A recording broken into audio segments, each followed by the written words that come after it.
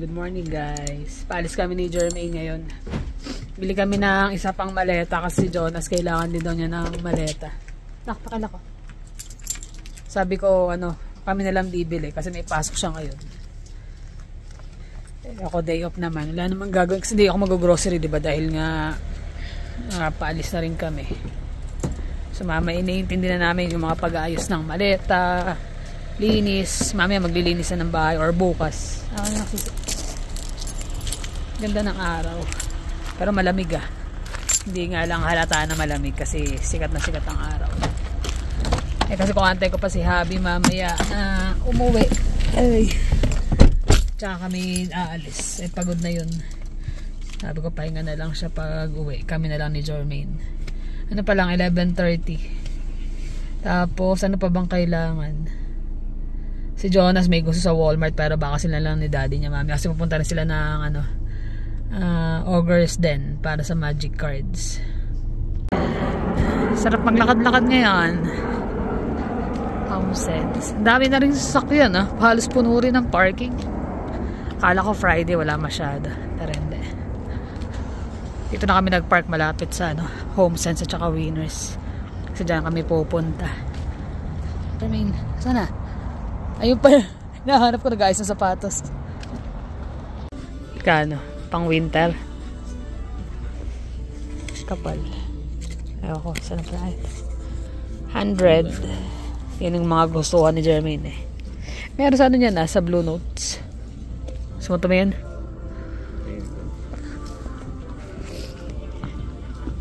Pero ganda dito. Wala pa masyadong tao Doon tayo sa maleta. Doon tayo sa target natin.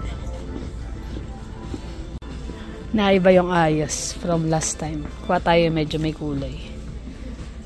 Parang maganda yung green doon. Ito. Tingnan mo anak. Malaki pala to. Kailangan mas maliit. Kaso ito naman kasunod. Yung kasunod, yung medium ang kailangan ko. Pero okay rin sana to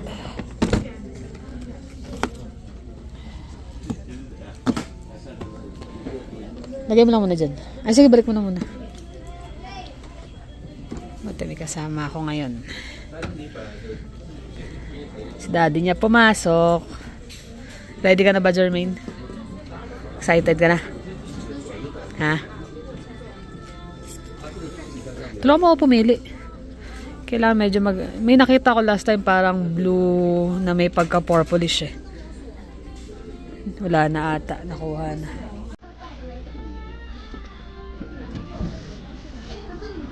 Yan yung nagustuhan ko last time. Parang may pagka-purple siya. Purple nga ata. Saka ito ang ganda rin.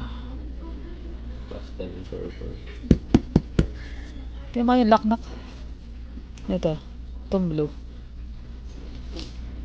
Ayaw ni Habi ng black. Actually nakuha namin. Medyo nagsisi kami doon sa isa black ang nakuha namin. Same pala. Ganun din ba? Ayan. Isa na yan. Saan? Sa gilid din, diba? Ang gilid din. Open mo nak.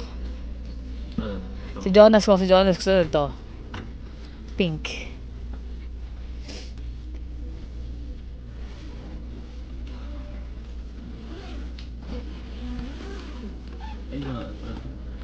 Kabila yan na-adjust. Sa kabila. Sa ilalim malamang. Ayun. Okay din Pwede. Ngayon torn ako sa dalawa. Alin dyan? Ganda na. Ayan. Ano maganda? Maganda Mas maganda yung nito Yung pag binit-bit mo siya mas magaan. Ayun na. Yun yung nakuha namin. Para medyo mas malaki siya ng konti sa last na nabili. So kami nagagamit nito. Si Jonas na daw yun doon sa isa. Mas maliit kasi yun Marami kasi siyang dadalhin. Hindi mas sobrang dami kasi dadalhin daw niya yung mga gadgets niya. Tsaka ilang magic cards. Hindi na kami nag-ikot ni Jermaine. Natanong ko siya kung may bibili siya. Wala naman daw. Pag-uwi na lang daw sa Pinas. mga ayaw nang mamili kahit ako eh. Sabi ko, doon na lang or sa Japan. Dito na. Ayan. Ano na kami, bahay na. Ito nga, same size siya, pero mas malapad lang ng konti ito. Nakuha namin. Kaya may ayos ko. Actually, ito nakaayos na. Kalagay na dyan yung mga dadalhin supposed to be. Dahil nga gusto nga ni Jonas ng maleta din. So, ayan. Ito yung kanya. Lilipat ko na yung laman nito dito. So, ayan. Dito transfer ko na yung yung mga nasa kabilang maleta. Actually, konti lang naman itong dala namin. Mga ilang pangpasalubong lang talaga.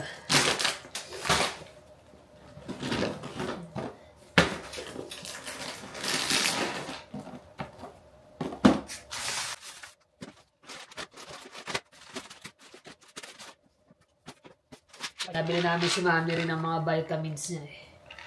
Dahil pala nadagdagan ko, nalimutan ko. Para sa bahay naman. Pero ito kay Mami kasi vitamin D, calcium, vitamin C.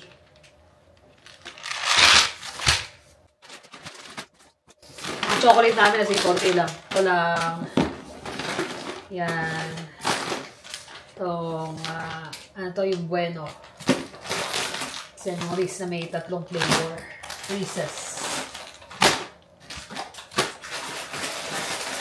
Saka ito nga sa mga bata. Mga candies. Yan, so lang mga sweatshirt din. Para sa kanila. T-shirt. Para sa Japan na yan.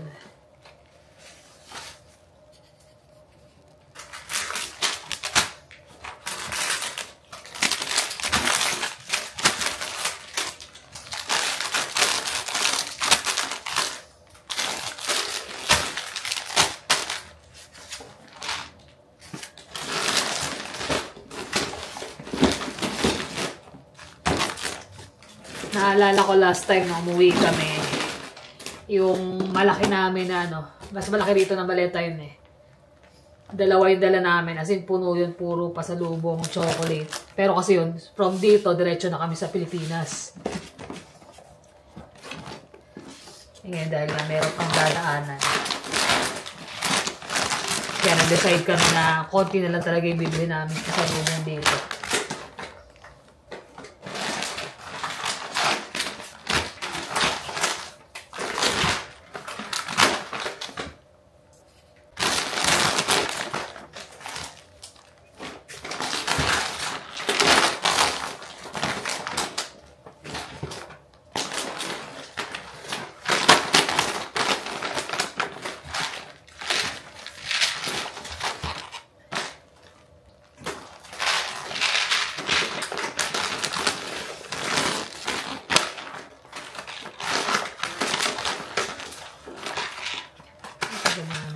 Sa box.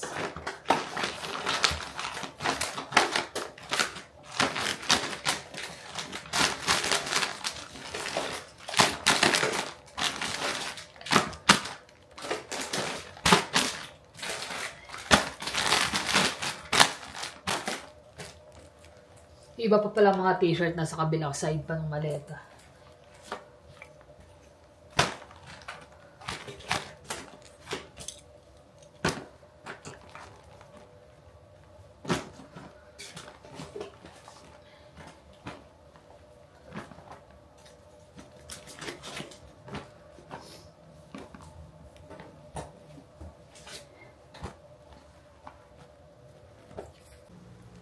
Ayun magandang gabi guys. Katatapos na tayo manood ng Nobody 2. Yan, ganda. Action. Chill lang kami ngayon kasi malapit na. Ilang araw na lang. Last 2 days na trabaho. Ikaw, isang araw na lang na? Isang araw. Kailangan walang magkasakit at magandang kondisyon ng katawan para na sa ganun may lakas tayong mamasyal at ma-share namin yung aming travel sa Japan at sa Pilipinas, syempre. Correct. Ako naman kanina talaga, ayoko yung ulo ko biglang sakit na naman. Pero syempre, di papapigil yun. Nakapag na ako nakapag-impake na ako, nakita ko naman sa inyo. Kaya kahit pa paano, okay na. Yung mga, ano na lang, pang backpack na lang ang kailangan ko kaya ayos. Si isang maleta, si Jonas ang bahala na kung ano ilalagay niya. Magdadala raw ng magic cards at maglalaro daw sa Pinas. Ewan ko kung saan sila makakapaglaro. Pag umuulan wala magagawa nga doon. Yun na nga, Nagdala tayo ng mga deck natin, Mga buti yung bagyuhan. Sunod yung isa pang bagyo yung tinitingnan mo parang tatamaan pa pati Japan, Southeast Asia So, bahala na. Pero, wala. Hindi mo naman pwedeng piliin na, gaya nung umuwi kami last 2 years ago, Bagyuhan din, Hindi, yun. Kumbaga, July yun. July to August. Pero yung isang linggo namin mahigit, puro ulan. Ang problema ito yung baha. Alam niyo naman, number 1 sa atin yan. Baha at saka yung traffic. Ang kagandahan lang nung Airbnb namin sa 7th floor ba? 7th floor. Medyo mataas. Kaya kahit umulan siya na umulan doon, kung nandun lang tayo, di ba? Saka ang daming ilang mall na katabi yung mga mall. Ilang mall lang na pwede mo lakarin Sabi ko nga swerte tayo kasi magbabakasyon tayo, wala na tayong mga anak na maliliit. Yung alalahanin mo na baka mabasa pareho mga Tsaka kumpara yung ulan dito tsaka doon, mas gugustuhin nga sa Pilipinas. Dito lamig. Parang binubuhos ng malamig na tubig doon okay lang, problema yung baha. Pero pag may tsinelas ka, okay na yan. Nakakatakot lang doon yung mga leptos, mga ganun. Ayun lang. Kung may sugat ka sa paa or what. Hindi naman siguro. Wala naman tayo. Sana makisama weather. Total, may pa naman dahil magja-Japan pa naman kami before Pinas. Sana by that time, okay na. Gaya nung sa amin, may nakaset na outing ng October. Wag naman sana. Ayun na, gano'n, nag-advance na kayo dun, Advance na si ate ng bayad dun Kumbaga, nabook na namin yung day ng outing. Although nasa sa dagat kasi, although may pool naman yung kinuha namin. So, pwede ka magstay doon sa may Pero syempre, iba pa rin yung makapaglakad-lakad ka sa gilid ng dagat at saka ma-enjoy mo yung tubig. Tama. Ayun. Tsaka yung update din dun sa nangyari sa akin dun sa trabaho is medyo, syempre, hindi kami nagdidikit na masyado. Kaya lang, magkatrabaho pa rin kami. Pero nakita ko yung improvement ng niya. Mukhang kinausap Kinausap na, close doon, di ba? Mukhang kinausap ng masinsinan. Tsaka hindi naman siya linipat kasi nag-comment na dapat hindi ka pumayag. Hindi naman siya nilipat. Yung nakarang vlog niya na lang yun, yung parang bagong work position. Kasi slow lang sila. Pag slow lang yun, nililipat-lipat kami. Kaya lang siya kasi yun ang hirap sa kanya doon sa kasama ko na matanda. Hindi niya kaya magtrabaho sa ibang departamento. Kaya nag-i-stay lang siya doon sa pwesto namin. Kaya lang, sabi nga nung vice president sa amin, yung mga ginagawa namin na training na binibigay namin sa iyo, sooner or later, sabi ngayon, yun din yung makakapagligtas sa iyo. Or makakapag sa'yo. Kasi alam nyo naman ang economy ngayon, pa-iba-iba, hindi mo alam. Yun, kahit pa paano, may alam ka at iba't ibang department ang alam mo. Work stable ka, sabi nga, hindi ka, parang work security mo yun, sabi. Yun. Kaya sabi ko, okay lang naman din kasi wala namang problema sa akin kahit sa inyo ako ilagay. Tsaka malaga na i-report mo na. So, kung dati ang point na maulit, alam mo na. Yun na ang iniiwasan ko nang mangyari kasi baka na-offend na lalo, ganyan. Dahil, siyempre, iba pa rin yung tingin sa akin dahil kahit pagbalik mo, kahit asul na yung passport mo, immigrant ka pa rin at lupain pa rin nila to, kumbaga. Pero ganun pa man, hindi ko tinitignan na batayan yun para sa amin. Dahil pare-pareho lang naman tayo. Actually, may mga videos nga ako na papanood ngayon sa Facebook, sa YouTube. Maraming mga nagrereklamo ng mga ibang immigrants patungkol sa mga Pilipino. Napaka okay lang naman din kasi dun mo nakikita kagaya sa Singapore na video, mayroon sa Singapore na video mo. Mga nagreklamo sila sa parliament na actually sinave ko nga yun sa phone ko kasi hindi ka maiinis, magiging proud ka pa, parang ganun eh. Dahil nakikita mo yung nagrereklamo yung mga, di ba sa Singapore marami rin mga Indians, mga Indiano. Nagagalit sila, bakit daw ba't sila lang ang inaano? Oo, bakit sila yung laging napapaboran na yung mga, samantalang mga hindi naman daw citizen yun. Dahil mostly mga citizen doon, mga half Chinese, half Indians, di ba? So, yung mga Pilipino doon, hindi nagiging citizen basta-basta ron, di ba? So, pero ang daming nagtatrabahong Pilipino ron. Yan, sa mga destination ng mga Pilipino talaga yun eh.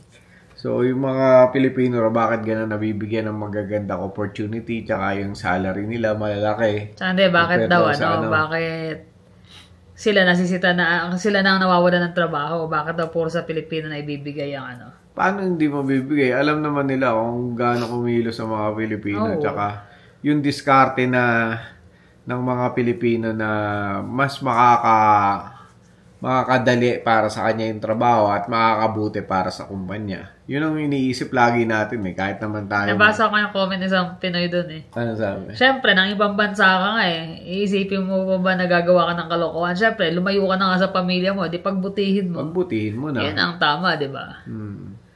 Umalis ka sa bansa mo para magkaroon ng magandang future. Bakit ka nga naman pagdating dun gagawa ka ng kalokohan. Kalokohan o tatamad-tamad ka. Siyempre, pagbutihin mo na kasi kapalit nun yung makasama mo rin pamilya mo, mabigyan mo ng magandang buhay. Yun ang mga mindset talaga ng mga Pilipino kapag pumunta. Ako nga nun sabi ko nga sa sales lang ako pagdating dun, martilyo, hawak mo. Iba talaga. Tapos naging blaster. Pag gising mo na umaga, nakaganyan yung kamay ko dahil maghapon mo hawak yung martilyo, tapat ko sa gripo na may maligamgam na tubig para lang maigalaw mo sa sobrang sakit. Kaya lang, syempre, kaya mo nga sinuong yung hindi mo alam na kahihinatnan mo sa ibang bansa is para sa pamilya mo, tsaka para makapagtrabaho, maipakita mo talaga kung nakaya mo. Tsaka pag Pilipino kasi pag nagtrabaho sa ibang bansa, papakita talaga yung sipag Meron pang isang video yung puti naman na sabi niya gusto niya mag-asawa Pilipina. Kasi daw masarap magluto, maalaga. Ayun naman yung mga ating mga buting may bahay. Karamihan talaga sa mga Pilipina, ganun. Alam niyo sa Facebook pag nanood kayo ng mga reels, di ba? Sunod-sunod yun. Pag tungkol sa gano'n ng pinanood mo, yun ang sunod-sunod na lalabas. Kaya puro sa Pilipino nga Pag Pilipino daw, ba't masiyahin? Kaya daw ang daming problema. Tapos yung isa pang Pilipina, yung nagrarally. Tanda mo yun, yung nagrarally. Tapos alam ko sa UK. Sa UK, biglang sumigaw siya sa gitna ng ng rally. Pilipina talaga sabi niya, if you don't want to be here in this country, you could all fuck off, sabi niya. As in, galit na galit siya, nanggigigil niya. Hindi, nagrarally, nakaka-istorbo siya, magtatrabaho, di ba? Yung tingin ng mga palakpakan Tama nga naman, pupunta ka sa ibang bansa, tapos pag nagkaroon ng mga sasama ka sa mga rally, protesta kayo. Kasi yung bansa mo, parang gusto mo yung bansang pinuntahan mo mag-adjust para sa inyo. Diba? Hindi, bukod pa doon, kagaya nga nung nangyayari sa Pilipinas, diba? Nangyayari ngayon, may mga kung ano-anong anomalya na naman. Ayun, sa Vancouver, nag-rally sila. Yung mga Pilipino, nagra-rally sila, poprotesta nila yung nangyayari. Actually, talagang wala tayong magagawa. Wala tayong maisisigaw na tunog. Na, kumbaga, napakinggan sa Pilipinas. Dahil wala tayo dun Wala, yan. Nanonood kami. Pero hindi na namin kailangan dalhin sa labas pa o kung ano man. Hindi natin kaya makisaw-saw doon sa mga ganun. Unless nandun ka talaga doon. Malaking issue talaga yun Sobrang laking issue talaga nun. Kami, sabi nga namin, umuwi kami Pilipinas. Problema natin yan. Problema ng buong Pilipinas. Hindi mo naman pwedeng dalhin mo yan. Hindi ka na makapag-enjoy ng bakasyon mo. Lalo magbabakasyon kami. Siyempre, target namin is makasama yung pamilya at mag-enjoy. Yun lang So naman, kahit bagyuhan yan or go kami. Hindi naman doon sa wala kaming pakialam doon. Kaya lang, kahit na may pakialam kami or meron kaming mga opinion na sarili, hindi namin kayang baguhin yung yung mga pananaw ng bawat isa. Talagang sana magkaroon ng hostisya dyan. Pero yun hanggang ganun lang kami. Hoping na maging maayos. Talaga. Pero yung dahil nga ganyan ang nangyayari, yung tipong, hindi kami uuwi kasi ganyan, hindi. Hindi uwi pa rin kami. Kasi bakasyon na pagplanuhan na yan. Tsaka syempre, yung pamilya, number 1 yun, di ba? Number 1 na, lalo na matandaan si Mami. Yun yung tapos yung mga kapatid mo, magkalalayo din. Hihira lang magkasama-sama. Siyempre, sulitin na, lalo ang iksilang ng panahon. Sobrang bilis. Parang kailan nga lang umuwi, nagpaplano.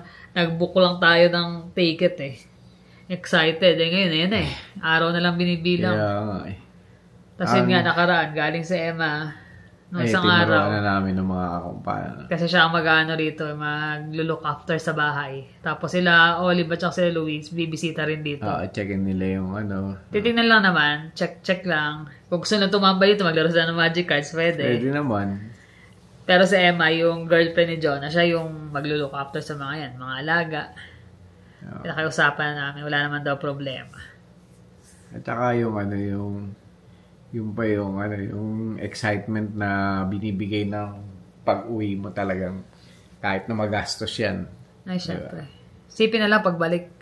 As long as cover naman ang budget Tsaka kinikita naman yung pera pero yung memories na gagawin nyo o gagawin natin pag-uwi is priceless talaga yun. Kung tutusin, uwi nga namin. Talagang kasama family. Wala kami ibang plano bukod din sa outing kasama yung mga kapatid ko.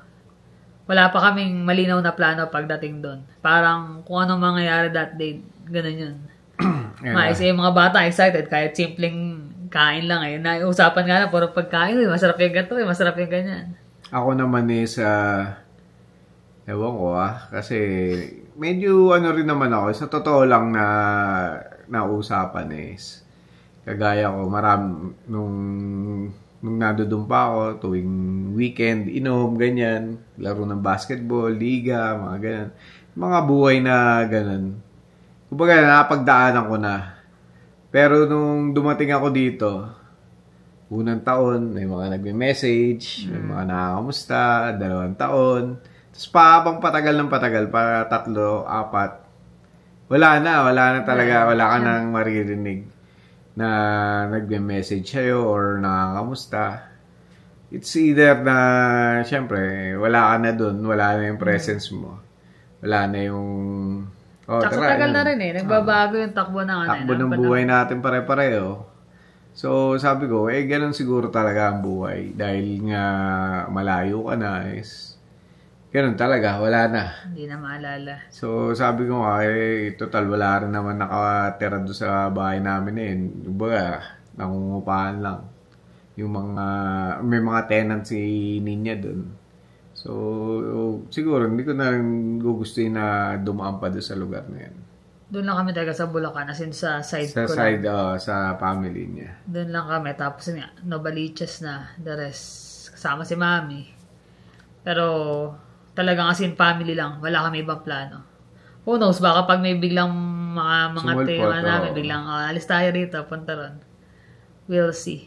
Tingnan natin. Wala naman kami masyadong plano. Yung plano lang talaga namin is spend yung time sa family. Yung pinaka-treat na namin, sarili namin na yung pupunta sa Japan. Yun na yung treat namin. Kasi October ang birthday namin. Birth month namin 2. Yun. Ako meron akong gustong puntahan sa Onitsuka. Pero nakita ko yung video 2.5 hours pumila yung Sabi niya, magkalkal muna kayo ng Magic Cards. Pila ako dun.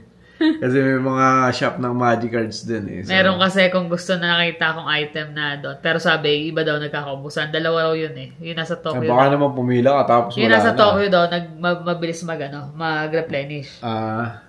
So we'll see. Pagdating doon, baka naman nakapila ka. Pagpasok mo, wala na yung gusto mo doon. Kami naman ni Jonas, more on yung cards tsaka yung video games na hindi basta-basta nabibili dito. Correct. Sa Germany, wala namang plano. Sabi ko bibili sa Japan. Wala po. Sa Pilipinas siya excited mamili. So, we'll see. Malay mo, kasama ko si Jermaine pumila habang kayo ni Jonas nasa. Tinanong ko nga si Louie. Ay, Louie, sabi ko gano'n. Ano, baka meron kayong gustong pasalubong. Sabi sa akin ni Louie. Gusto ko yung teddy bear, sila laki nung binili. Natawa ako eh. Kasi sila laki nung binili ni Jermaine. Sabi ko. Alam niyo, pagkahirapan namin, binacuum seal namin. Ako sabi na agad Jermaine, huwag ka na bibili ng stop to. Ewan ko ba sa batang yan. Susuntokin ko siya. Ang tanda-tanda na, basta nakakita siya ng gano'n, cute na cute siya, bibili niya yun. Yun, katabi niya sa, hanggang ngayon, katabi niya sa kama. Skip tuloy ng kama niya, kasi ang daming stop toys, ang daming una. Ay, nako. Ayun lang naman, na-chika lang naman namin kasi nalalapit na rin talaga. Pwede nga lang din na pumasok eh, na 2 araw, kaya lang kailangan pa. Abangan niyo aming mga episodes dun sa Japan. Sana maka-upload ng maayos kasi hindi pa namin, dadal namin yung laptop, di pa siya na testing. Pero sana maka-upload tayo. So, paano guys? Thank you for always watching. See you in the next vlog. Bye.